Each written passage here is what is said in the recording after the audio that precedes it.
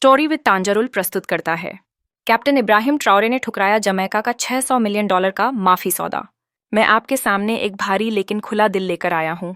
मैं यहाँ खुद का बचाव करने नहीं, बल्कि एक ऐसे नेता के रूप में आया हूँ जो अपनी गलतियों को स्वीकार करने को तैयार है। मैं अपने पद की गरिमा घटाने नहीं, बल्कि सच्चाई कहने आया हूँ।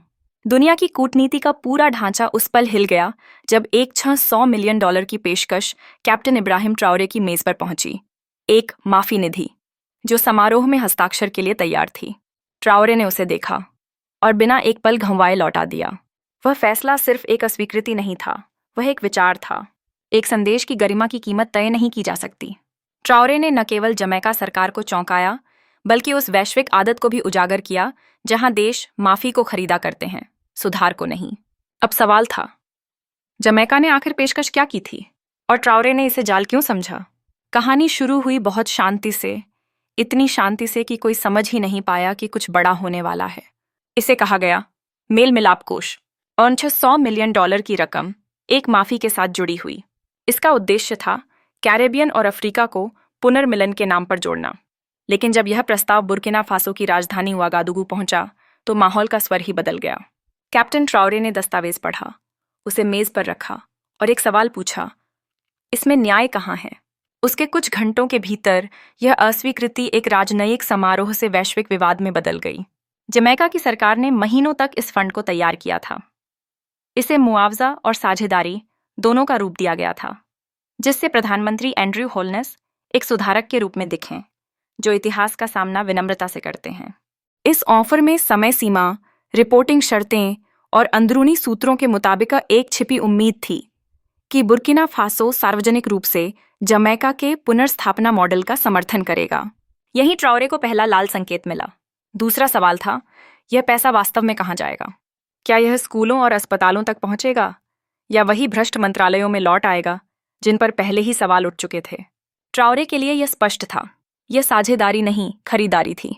उन्होंने पहले भी ऐसे सौदे देखे थे, उपहारों के रूप में दिए गए जाल, निवेशों के नाम पर छिपे नियंत्रण।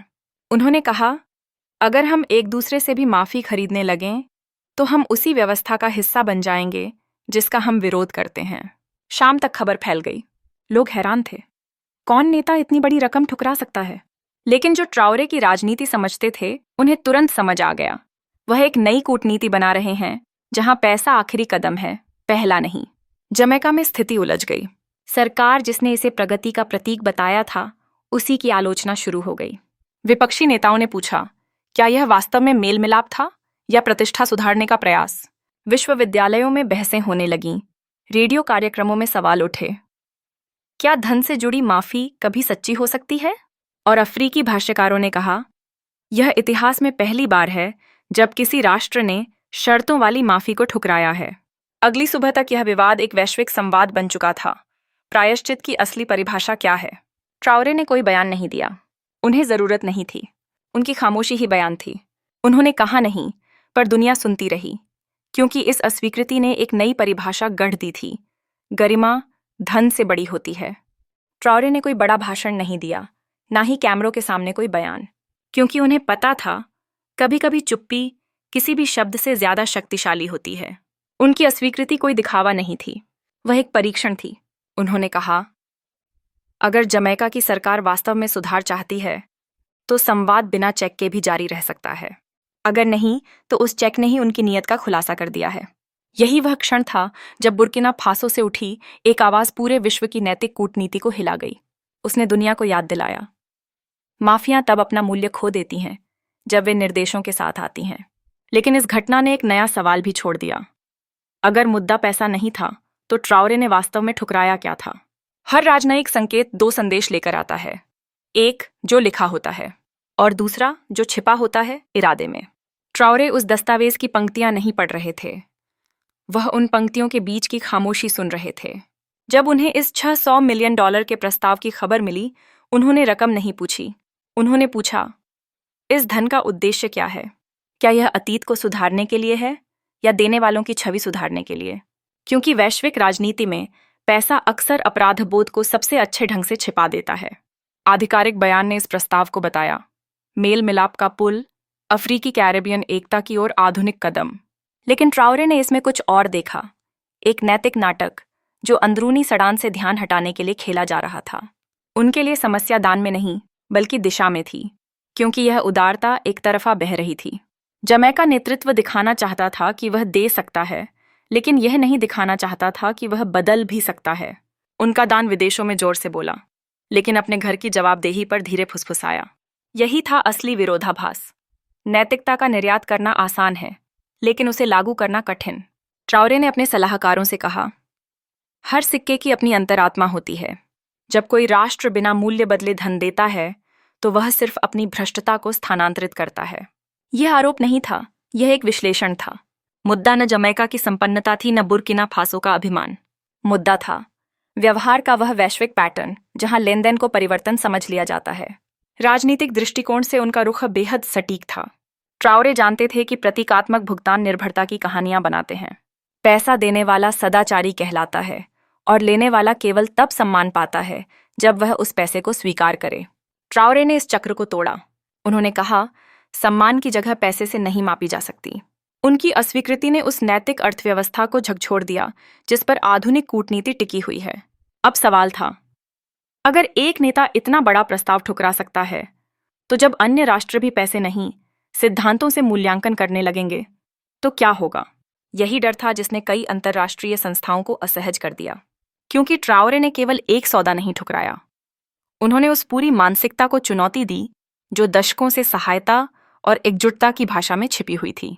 उन्होंने नई परिभाषा दी, नैतिक पारस्परिकता, न कि वित्तीय कृतज्ञता। लेकिन यह समझने के लिए कि ट्राउरे इतनी दृढ़ता से यह निर्णय कैसे ले पाए, हमें घटना से पीछे जाकर उस विचारधारा को देखना होगा जिसने उन्हें गढ़ा। क्योंकि उनका यह निर्णय क्रोध से नहीं बल्कि एक सोच से निकला था, एक विश्व दृष्टि जो आत्मनिर्भरता, संप्रभुता और ईमानदारी के सिद्धांतों पर आधारित है। सहायता के नाम पर दिए जाने वाले पैकेजों ने जवाबदेही की जगह ले ली थी। शांति समझौते स्याही से लिखे गए थे जो कभी न्याय में नहीं बदले। ट्राउरे ने इस दोहराव को बनते देखा और उसे बीच में ही रोक दिया। उसका इनकार आर्थिक विद्रोह नहीं था बल्कि नैतिक स्पष्टता थी। उसने इशारे को उसके भेस से अलग किया और ऐसा करके उसने वह सच्चाई उजागर की जिसे दुनिया शायद ही स्वीकार करती है। बहुत सारी माफियां पीड़ितों के लिए नहीं बल्कि दर्शकों के लिए लिखी जाती हैं। यह कहानी अस्वीकार करने की नहीं थी बल्कि दिशा बदलने की थी। ट्राउरे ने वैश्विक बातचीत को प्रस्तावों के आकार से हटाकर प्रणालियों के सार की ओर मोड़ दिया। उसने सिर्फ यह नहीं पूछा कि देश भुगतान कैसे करते हैं, बल्कि यह भी पूछा कि वे क्यों मानते हैं कि भुगतान ही प्रगति है। इस बदलाव ने अंतर्राष्ट्रीय हलकों में गहरी असुविधा पैदा कर दी। राजनयिक जो दशकों से सहयोग और एकजुटता की भाषा पर निर्भर थे, अब एक नई विचारधारा का सामना कर रहे थे जो वित्तीय आभार की जगह नैतिक पारस्परिकता की मांग करती थी। लेकिन यह समझने के लिए कि ट्राउरे इतना स्पष्ट क्यों बोल सका, हमें उस घटना से हटकर उस सोच में जाना होगा जिसने इसे जन्म दिया। क्योंकि उसका इनकार गुस्से से नहीं आया था, वह एक ऐसे दृष्टिकोण से निकला था जो वर्षों में बना। एक दर्शन जो अस्तित्व, संप्रभुता और ईमानदारी को कभी दूसरों को सौंपने से इनकार पर आधारित था। तो अगला सवाल स्वाभाविक था, ऐसा कौन सा विश्वास है जो किसी व्यक्ति को करोड़ों छोड़कर जाने और फिर भी उसे प्रगति कहने की ताकत देता है? एक क्षण रुककर धन्यवाद कहें स्टोरी विद तंजरुल समुदाय को, जहां काले इतिहास की आवाजें, कहानियां और विरासतें संरक्षित और सशक्त की जाती हैं।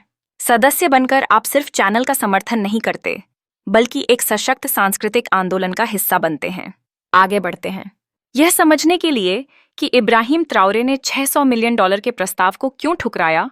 आपको उस व्यक्ति को समझना होगा जो मानता है कि गरीबी निर्भरता से अधिक सुरक्षित है। उसका निर्णय रातों रात नहीं आया था। यह वर्षों के उस अनुभव से आकार लिया था जब उसने देखा कि दुनिया गरीब देशों को सिखाती है कि सफलता विदेशी अनुदानों के आकार से मापी जाती है। उसकी नज़र में निर्भरता हार का सबसे धीमा रूप है, विनम्र, अदृश्य लेकिन अंतिम। ट्राउरे का सिद्धांत 3 नींवों पर बना है: आत्मनिर्भरता, जवाबदेही और नैतिक पूंजी। आत्मनिर्भरता का अर्थ है कि एक राष्ट्र को पहले अपने लोगों को खिलाना चाहिए, फिर अपनी छवि को। जवाबदेही का मतलब है कि दुनिया से हर हाथ मिलाना साफ हाथ से होना चाहिए। और नैतिक पूंजी उसका सबसे दुर्लभ हथियार। यह सिखाती है कि किसी देश की ईमानदारी उसकी मुद्रा की तरह होती है, जिसकी रक्षा करनी चाहिए, कमानी चाहिए और कभी बेचनी नहीं चाहिए। वह अक्सर अपने मंत्रियों को याद दिलाता है कि जब कोई राष्ट्र विकास के बदले अपनी गरिमा बेच देता है तो वह 2 बार हारता है। पहले वह कर्जदार बनता है, फिर अप्रासंगिक। क्योंकि जब कोई देश दूसरों से मूल्य स्वीकार करने लगता है तो वह अपना मूल्य बनाना भूल जाता है। इसीलिए उसकी प्रगति की परिभाषा पश्चिमी मापदंड औं के लिए अजीब लगती है। ट्राओरे सुर्खियों के लिए सकल घरेलू उत्पाद की वृद्धि का पीछा नहीं करता। वह उस दृढ़ता का पीछा करता है जो विदेशी सहायता के बिना अस्पताल चलाती है, जो अंतर्राष्ट्रीय मुद्रा कोष के हस्ताक्षर के बिना स्कूल बनाती है। उसका दर्शन धन विरोधी नहीं है, बल्कि प्रभाव विरोधी है। वह आर्थिक निर्भरता को उपनिवेशवाद की नई, शांत, आधुनिक और वैध सीमा मानता है। एक भाषण में, जिसे अंतर्राष्ट्रीय मीडिया ने शायद ही कवर किया, उसने अपने दृष्टिकोण को बेहद सटीक शब्दों में समझाया। जब लोग आत्मा में स्वतंत्र हों लेकिन बजट में नहीं, तो उनकी स्वतंत्रता सिर्फ एक पोशाक होती है। यह बात सब कुछ समझा देती है। वह धन को ठुकराता नहीं है, बल्कि उस धन को ठुकराता है जो स्मृति खो देता है, जो किसी राष्ट्र से उसके शोषण को भूल जाने की कीमत मांगता है। यह दृढ़ता किसी विचारधारा से नहीं, बल्कि अनुभव से उपजी है। ट्राओरे ने देखा है कि किस तरह सहायता कार्यक्रम भीतर से जवाबदेही को कमजोर करते हैं। एक बार जब सरकार बाहरी धन की आदी हो जाती है तो नागरिकों की आवाज धीमी पड़ जाती है। नेता जनता को जवाब देना छोड़कर दाताओं को जवाब देने लगते हैं। धीरे धीरे सरकार भव्य प्रस्ताव लिखने में माहिर हो जाती है, लेकिन न्याय की भाषा भूल जाती है। यही बीमारी वह ठीक करने की कोशिश कर रहा है। उसकी नेतृत्व शैली टकरावपूर्ण है, लेकिन इसलिए नहीं कि उसे टकराव पसंद है, बल्कि इसलिए कि सत्ता में बैठे लोग अब सिर्फ टकराव की भाषा ही सुनते हैं। वह मानता है कि चुप्पी साझेदारी है और शालीनता वह तरीका है जिससे अन्याय खुद को नया करता है। उसके आलोचक और वैश्विक हलके अक्सर उसे कट्टरपंथी कहते हैं, लेकिन यह एक आलसी वर्णन है। न्याय की मांग करना कट्टरता नहीं है।